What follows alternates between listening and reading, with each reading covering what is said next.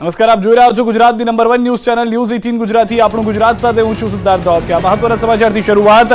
વાવાઝોડા સાથે માવઠાએ કચ્છને ધમરોળ્યું. અંજારમાં તો રસ્તા પર નદી વહેતી હોય એવા દ્રશ્યો સર્જાયા.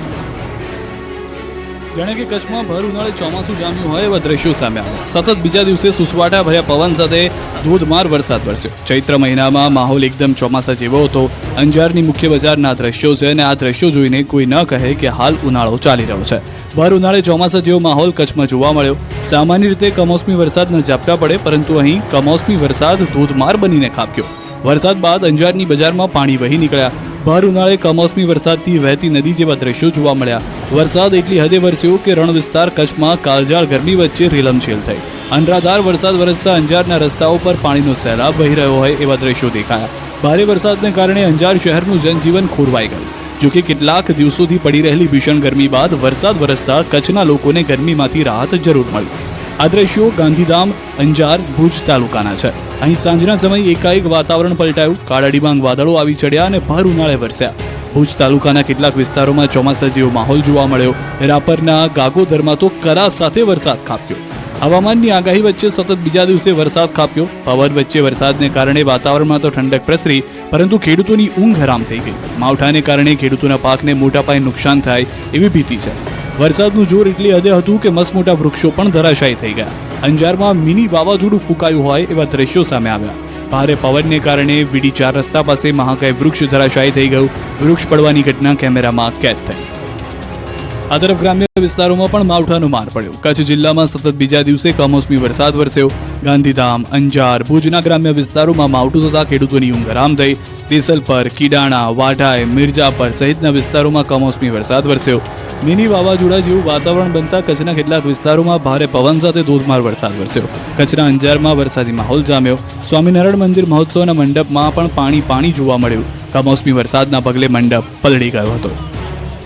કચ્છ ઉપરાંત સૌરાષ્ટ્ર અને અન્ય વિસ્તારોમાં પણ કમોસમી વરસાદ વરસ્યો. રાજ્યના અનેક વિસ્તારોમાં ત્રીજા દિવસે પણ કમોસમી વરસાદ પડ્યો. દ્વારકાના ખંભાળિયા, કચ્છ, મોરહી, સાબરકાંઠા, પાટણ અને અંબાજીમાં અનેક વિસ્તારોમાં માવઠું પડ્યું. સૌરાષ્ટ્ર કચ્છમાં કમોસમી વરસાદને કારણે કેસર કેરીના પાકને નુકસાન જવાની ભીતિ સેવાઈ રહી છે, જેના કારણે ખેડૂતોની ચિંતામાં વધારો થયો.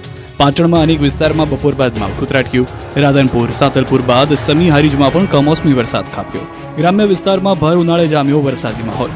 ગ્રામ્ય માર્ગો પર વરસાદી પાણીને કારણે જાણે નદી વહેતી હોય તેવા દ્રશ્યો દેખાયા. વારાહી, લખાપુર, કમાલપુરમાં વરસાદ વરસ્યો. માવઠું થતાં ઉનાળુ બાજરી, ઘાસચારો સહિત વાવેતર પર નુકસાનીની ભીતિ સેવાઈ રહી છે. આ તરફ દ્વારકા જિલ્લાના કેટલાક વિસ્તારોમાં કાળા ડિબાંગ વાદળો સાથે વરસાદ વરસ્યો. ભાણવડ તાલુકાના ગ્રામ્ય વિસ્તારોમાં માવઠાનો માર પડ્યો. ભારે પવન સાથે વાતાવરણમાં પલટો આવ્યો. ભાણવડના ગુંદા આસપાસ ગ્રામ્ય વિસ્તારોમાં પણ કમોસમી વરસાદે કહેર વર્તાવ્યો. જામનગરના જોડિયા પંથકના ગ્રામ્ય વિસ્તારોમાં તોફાની પવન ફૂંકાયો. લીંબુડા અને આસપાસના ગ્રામ્ય વિસ્તારમાં ઘેરાયેલા વાદળો વચ્ચે આંધી જેવી સ્થિતિ સર્જાઈ. અચાનક જ પવન ફૂંકાતા વરસાદી માહોલ બન્યો. જાણે કે ચૈત્રને અષાઢ મહિનાએ બાનમાં લીધો હોય એમ ચોમાસા જેવો ઘાટ ઘડાયો. માત્ર સૌરાષ્ટ્ર જ નહીં, રાજ્યના અન્ય વિસ્તારોમાં પણ કમોસમી વરસાદની હાજરી રહી. સાબરકાંઠાના પોશીના પંથકમાં ભર ઉનાળે માવઠું પડ્યું. ભારે ઉકળાટ બાદ માવઠું થતાં ગરમીથી રાહત મળી, પરંતુ કમોસમી વરસાદને લઈ ખેડૂતો સહિત સ્થાનિકો ચિંતાતુર દેખાયા. રાજ્યના ચેરાપુંજી ગણાતા અમરેલી જિલ્લામાં ચોમાસામાં તો ધોધમાર વરસાદ વરસે જ છે, પરંતુ અહીં પણ ભર ઉનાળે વરસાદ ખાબક્યો. ધારીગીરના ગ્રામ્ય વિસ્તારોમાં સતત બીજા દિવસે વરસાદ વરસ્યો. ધારીગીરના દલખાણિયા, સુખપુર, આંબાગાળા, પાણિયા, મીઠાપુર સહિતના ગ્રામ્ય વિસ્તારોમાં વરસાદ વરસ્યો. કમોસમી વરસાદને કારણે કેસર કેરીને પણ નુકસાન થવાની સંભાવના છે. યાત્રાધામ અંબાજીમાં સતત બીજા દિવસે કમોસમી વરસાદે હાજરી પુરાવી. અંબાજીના કેટલાક વિસ્તારોમાં કાળા ડિબાંગ વાદળો ચડી આવ્યા. કેટલાક સ્થળોએ વરસાદી ઝાપટા પડ્યા, જેના કારણે લોકો અને અંબાજી આવેલા શ્રદ્ધાળુઓને ગરમીના બફારાથી છુટકારો મળ્યો.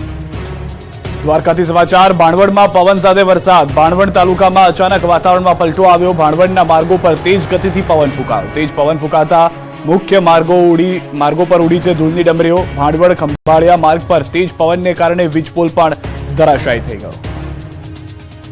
આ તરફ જામનગરના જોડિયા પંથકના ગ્રામ્ય વિસ્તારોમાં પણ તોફાની પવન ફૂંકાયો. લીંબુડા અને આસપાસના ગ્રામ્ય વિસ્તારોમાં ઘેરાયેલા વાદળો વચ્ચે આંધી જેવી પરિસ્થિતિ જોવા મળી. અચાનક જ પવન ફૂંકાતા વરસાદી વાતાવરણ સર્જાયું. ભર ઉનાળે અચાનક વાતાવરણમાં પલટો આવતા ખેડૂતો, ધરતીપુત્રો ચિંતાતુર બન્યા છે.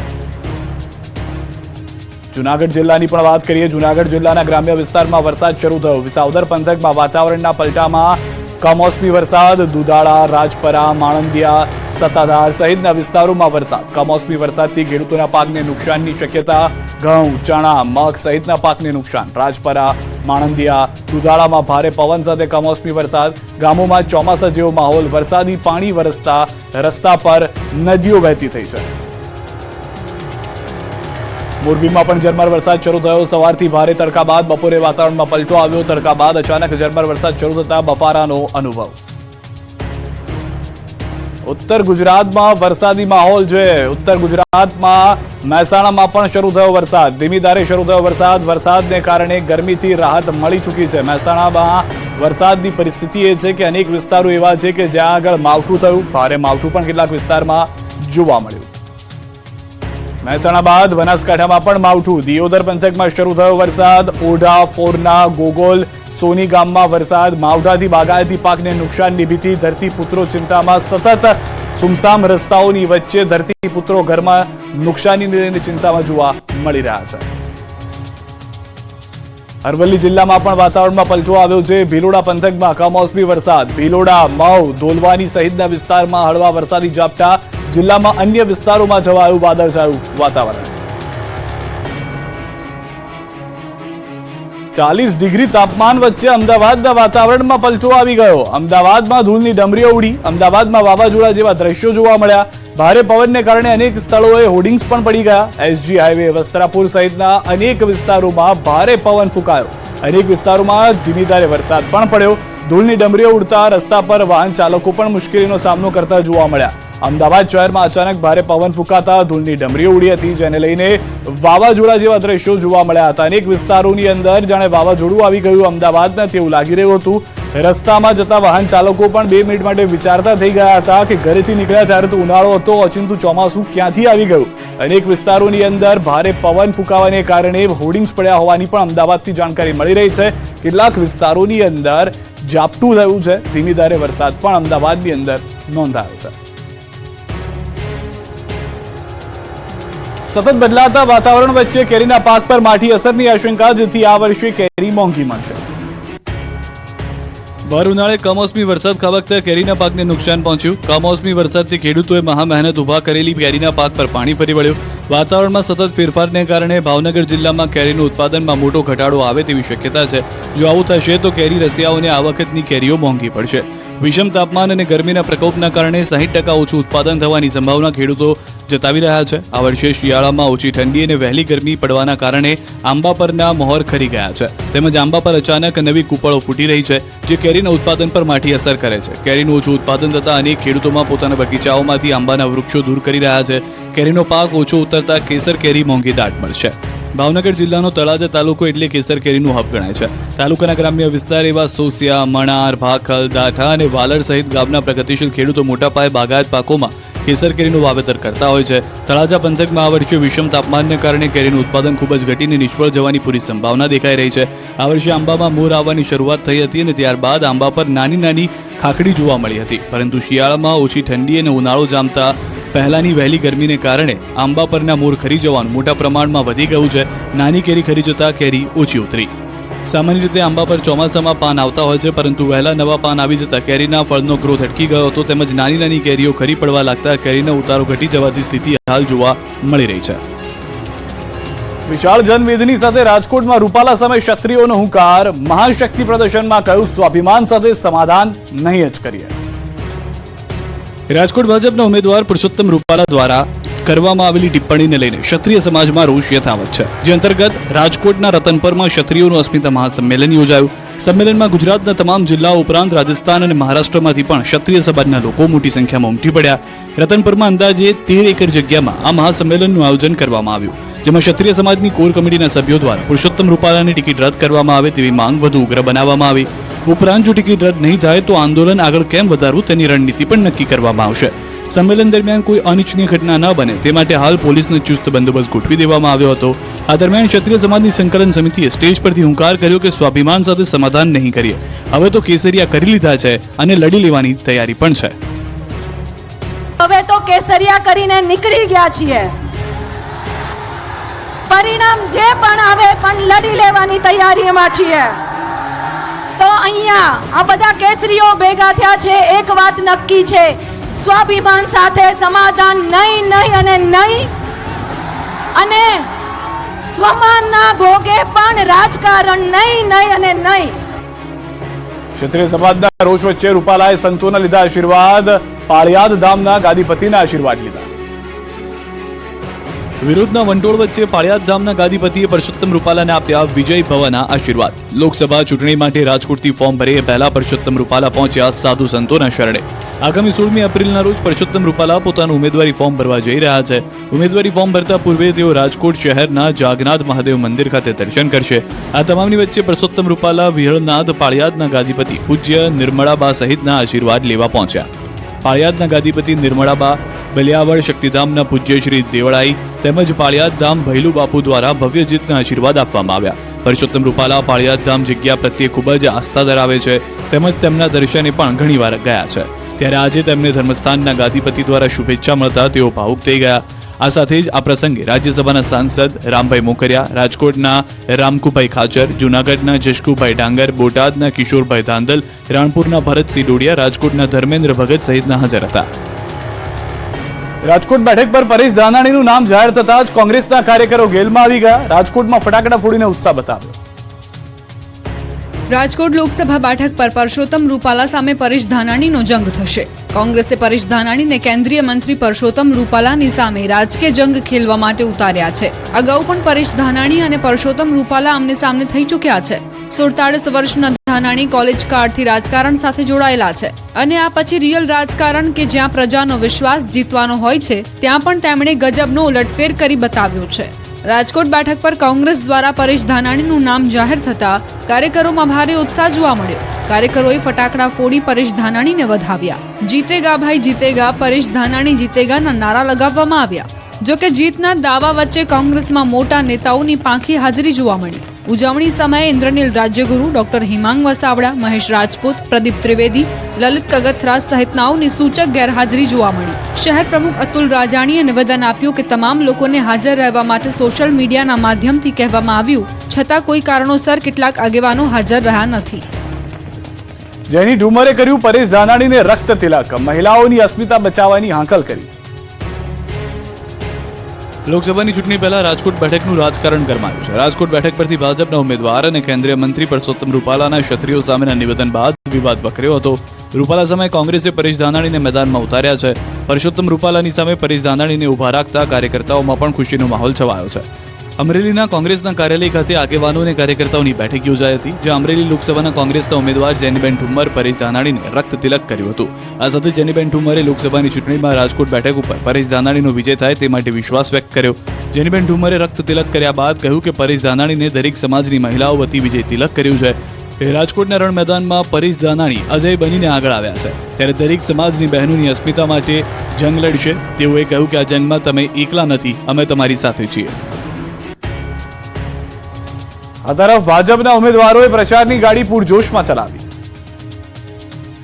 લોકસભા ચૂંટણીને પગલે દેશ સહિત ગુજરાતમાં રાજકીય રંગ ચડી ચૂક્યો છે. ભાજપ અને કોંગ્રેસ બંને પક્ષે ઝંઝાવતી પ્રચારની શરૂઆત થઈ છે. ત્યારે ગુજરાત ભાજપના અધ્યક્ષ અને નવસારી બેઠકના ભાજપ ઉમેદવાર CR પાટીલે પોતાના મત વિસ્તાર નવસારીમાં પ્રચાર કર્યો. નવસારીમાં એક ખેડૂત સંમેલનમાં પાટીલ હાજર રહ્યા, જ્યાં તેમણે બુલેટ ટ્રેન પ્રોજેક્ટના કામ માટે જમીન સંપાદનમાં ખેડૂતોને મસમોટું વળતર આપવાના દિવસો યાદ કર્યા હતા.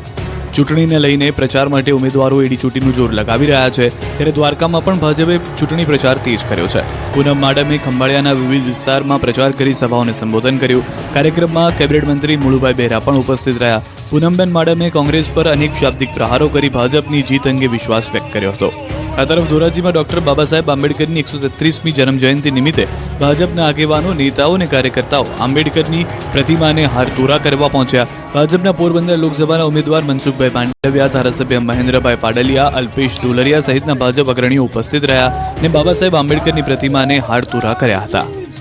કોંગ્રેસે પણ પ્રચાર પ્રસાર તેજ કર્યો. દાહોદ અને ડાંગમાં કોંગ્રેસ નેતાઓએ પ્રચાર કર્યો.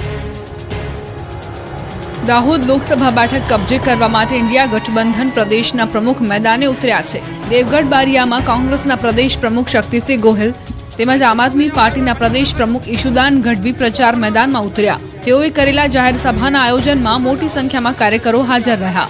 ઇન્ડિયા ગઠબંધન કોંગ્રેસના પ્રદેશ પ્રમુખ શક્તિસિંહ ગોહિલ તેમજ આમ આદમી પાર્ટીના પ્રદેશ પ્રમુખ ઈસુદાન ગઢવી દ્વારા મહારેલીનું પણ આયોજન કરાયું, જેમાં સમર્થકો ઢોલ નગારા સાથે જોડાયા. આ જાહેર સભામાં ઉમેદવાર પ્રભાબેન તાવિયાડ, જિલ્લા કોંગ્રેસ પ્રમુખ, પૂર્વ ધારાસભ્ય ચંદ્રિકાબેન બારિયા સહિતના દિગ્ગજો જોડાયા. વલસાડ લોકસભા બેઠક પરથી કોંગ્રેસે આદિવાસી નેતા આનંદ પટેલને મેદાને ઉતાર્યા છે. ત્યારે ડાંગ જિલ્લાના નડકચોંડ ગામે વાંસદાના ધારાસભ્ય અને લોકસભાના ઉમેદવાર અનંત પટેલની પ્રવાસ યાત્રા યોજાઈ. વઘઈ તાલુકામાં આવેલ નડકચોંડ ગામે ધારાસભ્ય અનંત પટેલની પ્રવાસ યાત્રા દરમિયાન નડકચોંડ ગામમાં કોંગ્રેસ કાર્યકરોની ભારે ભીડ જોવા મળી. યાત્રા દરમિયાન અહીં સ્થાનિકોના પ્રશ્નો અંગે ચર્ચાઓ થઈ હતી, જેમાં મુખ્યત્વે બેરોજગારી, મોંઘવારી, ખાનગીકરણ અને ભ્રષ્ટાચાર પર આકરા પ્રહાર કર્યા અને વાયદાઓની સરકાર હટાવવા મતદારોને આહવાન કર્યું. વલસાડમાં ભાજપે રાત્રિ સભા શરૂ કરી. વિકાસ કાર્યોને આગળ રાખીને નેતાઓએ માંગ્યા મત. વલસાડ લોકસભા બેઠક પર રાજકીય પાર્ટીઓનો પ્રચાર પૂરજોશમાં ચાલી રહ્યો છે. ભાજપના ઉમેદવાર ધવલ પટેલના સમર્થનમાં ભાજપના અગ્રણીઓ ચૂંટણી પ્રચાર કરી રહ્યા છે, તો કોંગ્રેસના ઉમેદવાર અનંત પટેલ દ્વારા પણ પ્રચાર કરવામાં આવી રહ્યો છે. દિવસભર રાજકીય પાર્ટીઓ દ્વારા ઘર ઘર પ્રચાર અને બેઠકોનો દોર ચાલે છે. જો કે શહેરી વિસ્તારમાં રાત્રે ચૂંટણી પ્રચાર જોર પકડે છે. ઔદ્યોગિક નગરી વાપીમાં મોટેભાગે નોકરી ધંધાવાળા હોવાથી રાજકીય પાર્ટીઓ અહીં રાત્રિ પ્રચાર કરે છે. શહેરી વિસ્તારોમાં રાત્રિ પ્રચારમાં રાજ્યના નાણામંત્રી કનુભાઈ દેસાઈ પણ જોડાયા. વાપી નગરપાલિકાના વિવિધ વિસ્તારોમાં નાણામંત્રીની આગેવાનીમાં ભાજપના ઉમેદવાર ધવલ પટેલના સમર્થનની સભાઓ યોજાય છે. ભાજપના અગ્રણીઓ શહેરની ગલીઓ મહોલ્લાઓમાં જઈ અને પીએમ મોદીની આગેવાની હેઠળની કેન્દ્ર સરકાર અને રાજ્ય સરકારના વિકાસ કામોને લોકો વચ્ચે મૂકી જન સમર્થન માંગી રહ્યા છે. આમ નાણામંત્રી પણ મોડે સુધી શહેરી વિસ્તારમાં યોજાયેલી રાત્રિ સભાઓમાં હાજર રહી ભાજપના કાર્યકર્તાઓનો ઉત્સાહ વધારે છે, સાથે મતદારોનું પણ સમર્થન માંગે છે. શહેરી વિસ્તારોમાં યોજાતી ચૂંટણી સભામાં મોટી સંખ્યામાં લોકો પણ ઉપસ્થિત રહ્યા.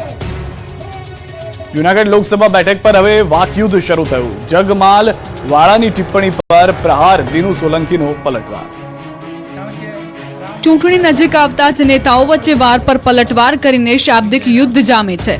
ત્યારે જૂનાગઢ લોકસભા બેઠક પર જોરદાર જંગ જામ્યો છે અને હવે તો સામસામે આકરા ઉચ્ચારણો પણ શરૂ થઈ ગયા છે. આમ આદમી પાર્ટીના નેતા જગમાલ વાળાની ટિપ્પણી પર ભાજપના પૂર્વ સાંસદ અને કારડિયા રાજપૂત સમાજના આગેવાન દિનુ સોલંકીએ પલટવાર કર્યો. એટલું જ નહીં, હીરાભાઈ જોટવાના ઉચ્ચારણ પર પણ કટાક્ષ કર્યો. સાથે જ દિનુભાઈએ ટિકિટ ન મળવાથી નારાજ કાર્યકરોની નારાજગીને દૂર કરવા માટે એવી રમૂજ કરી કે મને પણ લડવાની ઈચ્છા હોય, પરંતુ પાર્ટીએ મને ઘણું આપ્યું છે. જૂનાગઢ બેઠક પરથી કોંગ્રેસના ઉમેદવાર હીરાભાઈ જોટવાને મીડિયાએ થોડા દિવસ અગાઉ સવાલ કર્યો હતો કે તમે પીળો જબ્બો જ શા માટે પહેરો છો? ત્યારે તેમણે કહ્યું હતું કે મારો કૃષ્ણ પણ પીળા વસ્ત્ર પહેરતો હતો. ચૂંટણીને લઈને ક્યાંક બહિષ્કારની ચીમકી ઉચ્ચારાય તો ક્યાંક મતદાન જાગૃતિનો સંદેશ અપાયો. લોકસભાની ચૂંટણી નજીક છે ત્યારે ડાંગના વધુ એક ગામના લોકોએ ચૂંટણી બહિષ્કારની ચીમકી ઉચ્ચારી. હનવતચોંડ ગામના લોકોએ ઢુંઢુંડિયા ફળિયાને એક ગામ બનાવવાની માંગ કરી. અનેક વખત સ્થાનિક પ્રશાસને રજૂઆત કરી હોવાનો ગ્રામજનોનો દાવો છે. ઢુંઢુનિયા ફળિયાને ગામ નહીં બનાવવામાં આવે તો ચૂંટણી બહિષ્કારની ગ્રામજનોએ ચીમકી ઉચ્ચારી. આ ઉપરાંત આ વિસ્તારમાં કેટલીક સુવિધાઓનો પણ અભાવ હોવાની ગ્રામજનોની બૂમ છે.